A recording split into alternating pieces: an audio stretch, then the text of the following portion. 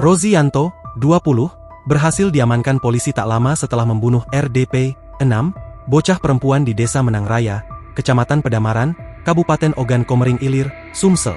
Sebelum membunuh, Rozi ternyata juga meruda paksa korban. Dihadirkan dalam rilis tersangka, Rozi terlihat duduk di atas kursi roda karena mengalami luka tembak di betis kirinya.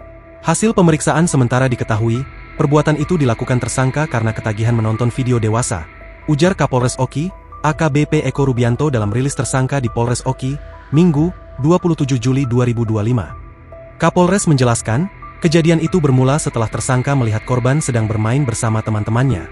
Pada Sabtu, 26 Juli 2025, siang. Tersangka lalu mendekati korban dan mengiming-iminginya membeli jajanan. Tersangka mengajak korban beli snack. Kemudian dibawa ke semak-semak lalu diruda paksa, ujarnya. Ulah tersangka membuat warga berang hingga nyaris menghancurkan rumahnya. Eko mengatakan, beruntung emosi warga berhasil diredam dan keluarga tersangka dievakuasi ke tempat aman. Sementara ini tersangka dikenakan ancaman hukuman 15 tahun penjara. Namun pengembangan kasus ini masih akan terus dilakukan. Jadi akan disampaikan nanti kelanjutannya, ujar dia.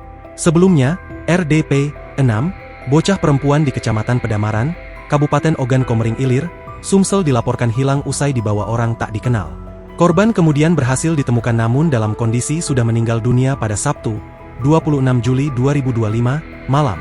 Jasad korban ditemukan tergeletak di kawasan hutan yang juga perkebunan karet milik warga di Desa Menang Raya, Kecamatan Pedamaran, Kabupaten Oki.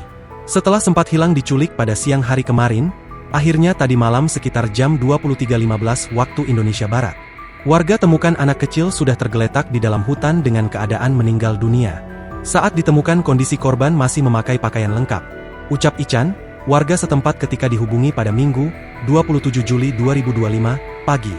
Download Tribun X sekarang, menghadirkan lokal menjadi Indonesia.